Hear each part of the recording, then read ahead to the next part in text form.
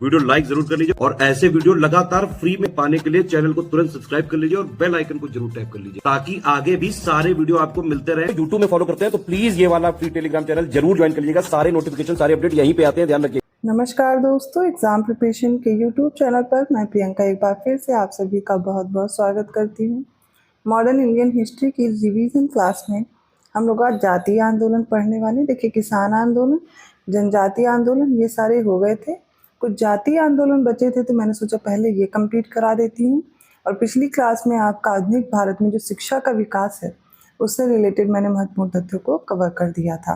आप न्यू हैं इस चैनल पर तो डेली दोपहर 1 बजे जो क्लास आती है वो जीएस सेक्शन है, कवर हो रहा है। अभी मॉडर्न इंडियन हिस्ट्री का रिवीजन चल रहा है। ज्योग्राफी मैंने रिवाइज करा दी थी, आपको क्लासेस प्लेलिस्ट में ऐड है, देख सकते हैं। और साथ में आज देख रहे हैं दूसरा सब्जेक्ट चल रहा है, पॉलिटी भी काफ़ी हद तक हो गई थी, तो आपको ये सारी क्लासेस कंटिन्यू रखनी है रिवीजन के पर्पज़ से।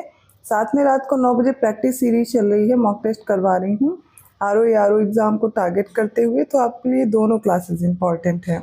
और जो बच्चे पेड कोर्स में इंटरेस्टेड हैं, देखिए स्ट्रैटेजी वीडियो आपके एग्ज़ाम को लेकर के ज्ञान सर ने प्रोवाइड किया है, आप इस चैनल पर देख सकते हैं। और इस वीडियो के माध्यम से आप ये समझ पाएंगे कि आपको अपनी आगे तैयारी कैसे रखनी है।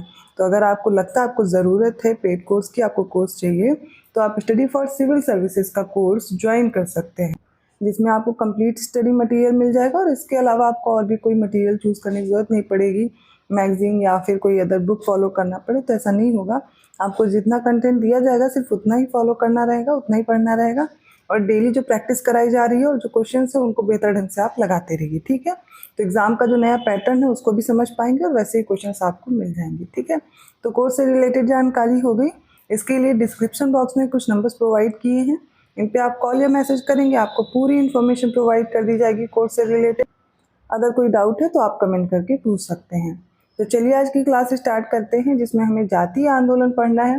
देखिए, जातीय आंदोलन का मतलब क्या है, मतलब जो दलित हैं या फिर जो नीचे तबके के लोग हैं वो भी तो परेशान है ना, जो वहाँ पर जो इन्वायरमेंट उनके लिए बन चुका है, जब अंग्रेज आ चुके हैं और इवन अंग्रेजों के साथ साथ जैसे जमींदारों ने परेशान कर रखा है या उच्च वर्ग के लोग उन्हें ज़्यादातर परेशान कर रहे हैं। मेन प्रॉब्लम उनका क्या है, जो उस समय ब्राह्मणवाद या उच्च जाति के वर्ग हैं वो उनको परेशान कर रहे हैं और उसी से परेशान होकर के वो अपने लिए कोई ना कोई आंदोलन कर दे रहे हैं। मतलब एक समय ऐसा आता है कि जब परेशान होकर के इंसान क्या करता है, जैसे कि आपने 1857 की क्रांति देखी, अंग्रेजों से त्रस्त होकर के लोगों ने क्रांति शुरू कर दी और हर जगह पे आप इस क्रांति का स्वरूप देख सकते थे। इसी तरह ये जो छोटे छोटे आंदोलन हो रहे हैं, तो जिस क्षेत्र में कोई भी उभ रहे हैं, कोई भी जाति के लोग, कोई भी धर्म के लोग या फिर किसान हैं या फिर जनजातियां हैं, ये उभ रही हैं, तो फिर क्या करती हैं, वो अपना आंदोलन शुरू कर दे रही हैं। खासकर ब्राह्मणवाद के विरोध, या जो उस समय आप देखते हैं छुआछूत बहुत मनाया जाता था, तो फिर इनके लिए कुछ लोग आगे बढ़ के आते हैं, शिक्षित वर्ग के लोग आते हैं, वो नेतृत्व शुरू करते हैं और फिर एक नया आंदोलन शुरू हो जाता है और जिसके फलस्वरूप कुछ ना कुछ एक्शन भी लिया जाता है, वो भी हम देखेंगे। तो ये कब हुआ, कोई भी आंदोलन या कोई भी मिशन शुरू होता है तो कब हुआ, ये जानना जरूरी है, इनका क्षेत्र क्या रहा था और कौन कौन से लोग जुड़े थे, तो ऐसी इंफॉर्मेशन आपके पास होनी चाहिए। जैसे पहला आपने देखा डिप्रेस्ड क्लासेस मिशन। अब डिप्रेस्ड क्लासेस मिशन से आप समझ रहे हैं कि ये कैसा एक मिशन होगा। तो इसके नेतृत्वकर्ता याद रखेंगे रामजी शिंदे थे। 1906 में शुरू हुआ डिप्रेस्ड क्लासेस मिशन बॉम्बे से, ठीक है।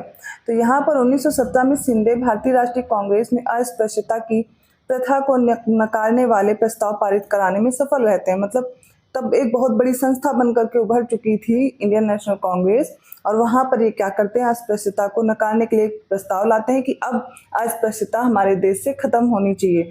बहुत लंबा वक्त लगा इसको ख़त्म होने में, लेकिन आप देखेंगे बहुत लोगों ने कोशिश की, बहुत लोगों का नेतृत्व सामने आता है। खासकर आप देखते हैं भीमराव अम्बेडकर जी, लेकिन गांधी जी, और उससे पहले भी आप देख रहे हैं जैसे कि ये रामजी शिंदे हो गए। तो दलित आंदोलन जो महारों का था, इसके नेतृत्व कौन थे, भीमराव अम्बेडकर थे। महाराष्ट्र में 1924 में ये शुरू करते हैं। तो अछूतों की दशा सुधारने का प्रयास किया जाता है। अब यहाँ पर क्रोनोलॉजी में लगाने के लिए कभी कभी आ जाता है, तो डेट याद रखिएगा।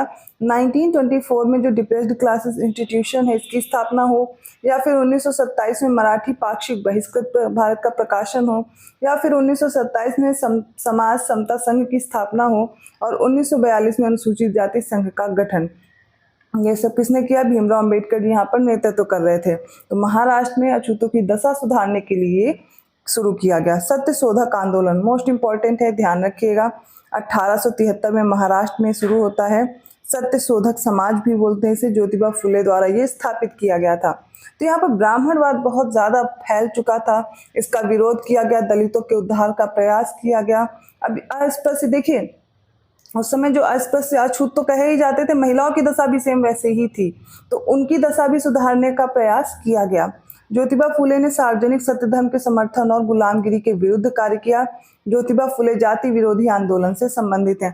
देखिए क्या क्या कुरीतियां फैली हुई थी कि महिलाओं को लेकर के उनका शोषण हो रहा था, कि वो अछूत हैं, उनको भी छूना पाप है, और वो सिर्फ मतलब कि उनकी पढ़ाई से रिलेटेड उनको एजुकेशन नहीं दी जाती थी, बाल विवाह हो जाता था, विधवा हो जाती थी तो फिर सती होना पड़ता था, बहुत सी चीजें उनके साथ थी। तो इन सब के लिए आप देखेंगे ये दौर ऐसा आता है कि सभी लोग आगे बढ़ के आकर के अछूतों के लिए और महिलाओं के लिए काफी कार्य करते हैं। अगला है अरविपुरम आंदोलन। इसका नेतृत्व किसने किया? श्री नारायण गुरु ने किया। 1888 में केरल में दलितों और शोषित वर्ग के अधिकारों के लिए संघर्ष किया इन्होंने। मुख्यतः जो केरल में इरजावास या इरवास जनजाति है, ये उससे संबंधित था अरविपुरम आंदोलन, ध्यान रखिएगा। श्री नारायण धर्म परिपालन योगम की स्थापना की इन्होंने, कब की? 1902 से 1903 के बीच में। अगला है नायर आंदोलन। जो इसके प्रमुख नेतृत्व करता है वो सीवी रमन पिल्लई हैं, रामकृष्ण पिल्लई हैं, एम पद्मनाभन पिल्लई। तीनों लोगों को याद रखिएगा, नायर आंदोलन से जुड़े थे। 1891 में शुरू हुआ केरल में, तो ब्राह्मणों के विशेषाधिकार को इसमें चुनौती दी गई। 1891 में रमन पिल्लई द्वारा मलयाली मेमोरियल की स्थापना भी की गई। 1914 में नायर सेवा समिति का गठन होता है। किसने किया? तो पद्मनाभन पिल्लई ने किया था। फिर कैवरतास द्वारा कैवरतास आंदोलन हुआ था, जो बाद में माहिसी बन गए थे। 1897 से आगे तक ये चलता रहा मिदनापुर बंगाल में। तो 1897 में जाति निर्धारिणी सभा का गठन होता है और 1901 में माहिसी समिति की भी स्थापना की जाती है। अगला है जस्टिस पार्टी आंदोलन, जिसके आप देखेंगे जिससे जुड़े कौन कौन थे। तो जस्टिस पार्टी से टीएम नायर थे, पी त्यागराज चेट्टी थे, सीएन मुदलियार थे, इसके नेतृत्व करता। तीनों लोग को याद रखेंगे जस्टिस पार्टी में, से प्रश्न बन चुका है इसलिए ध्यान रखिएगा, ठीक है। डेट याद कर लीजिए 1916। तो TM Nair, P Tyagaraja Chetty, CN Mudaliar प्रमुख नेतृत्व करता थे। मध्यस्थ जातियों से संबद्ध था। मद्रास में ब्राह्मण वर्ग के प्रमुख को चुनौती दी गई, जो ये इनकी प्रमुखता हो चुकी थी। सरकारी सेवाओं और राजनीति में ब्राह्मणों का वर्चस्व था, इसका विरोध किया गया। 1916 में the south Indian liberation federation SILF की स्थापना हुई। 1930 में सरकार द्वारा कुछ वर्गों का आरक्षण दिए जाने के जो प्रयास हैं उसमें भी इनको सफलता मिली थी। जस्टिस पार्टी इंपॉर्टेंट है, याद रखिएगा। अगला देखिए क्या है, कांग्रेस का हरिजन आंदोलन 1917 से आगे चलता है। तो पिछड़ी और दलित जातियों के उत्थान का प्रयास किया गया इसमें। 1932 में अखिल भारतीय अस्पृश्यता विरोध लीग की स्थापना हुई थी। 1933 में गांधी जी द्वारा हरिजन नामक साप्ताहिक पत्र का भी प्रकाशन किया गया।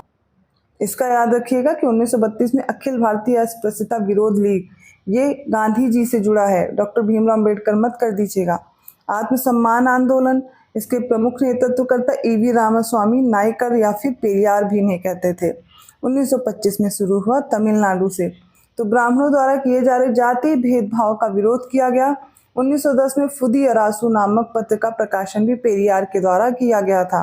तो आत्मसम्मान आंदोलन EV रामास्वामी नायकर, ठीक है। इसमें 1925 की डेट याद रखनी। तमिलनाडु में जो ब्राह्मण के द्वारा जाति भेदभाव किया जा रहा था उसके विरोध में ये शुरू हुआ। तमिलनाडु में नादार आंदोलन भी शुरू हुआ था। छूतों द्वारा, जो छूत लोग होते थे उनके द्वारा नादार आंदोलन चला, जो क्षत्रिय रीति रिवाजों की नकल करते हैं और नादारों के रूप में उभरने के लिए इन्होंने ये आंदोलन किया था तमिलनाडु में। तो सामाजिक भेदभाव का विरोध हुआ। नादरों के मध्य शिक्षा का प्रसार और उनके सामाजिक कल्याण को प्राथमिकता दी जाए। 1910 में नादर महाजन संगम की स्थापना भी होती है। तो ये कुछ जातीय आंदोलन है जिनसे अब अगर आपके एग्जाम में प्रश्न आते हैं, मुझे नहीं लगता ये गलत करने चाहिए आपको। एक दो बार पढ़ेंगे आपको आसानी से याद हो जाएगा, बार बार वीडियो नहीं देखना पड़ेगा।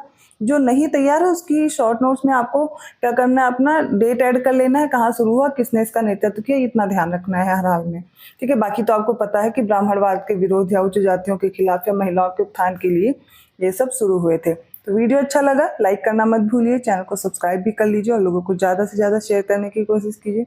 ऐसे ही इंपॉर्टेंट टॉपिक के साथ मैं मिलती हूँ अगली क्लास में। पेड कोर्स के लिए डिस्क्रिप्शन बॉक्स में नंबर है, आप उन पर कॉन्टैक्ट कीजिए। कॉल या मैसेज के थ्रू आपको पूरे कोर्स की जानकारी दी जाएगी और आप अपना कोर्स ज्वाइन कर पाएंगे। मैं मिलती हूँ अगली क्लास में, तब तक के लिए धन्यवाद।